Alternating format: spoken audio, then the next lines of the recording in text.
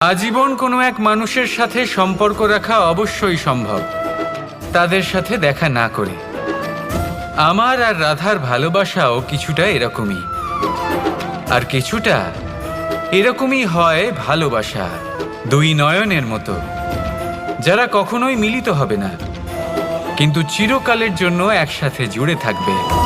এই অনুভূতি নিঃস্বার্থ হয়, আর এই নিঃস্বার্থ ভালোবাসা আপনাকে আনন্দের পথে অগ্রসর করে। জীবনে সবসময় নিঃস্বার্থভাবে ভালোবাসুন, শুধুমাত্র আনন্দই পাবেন।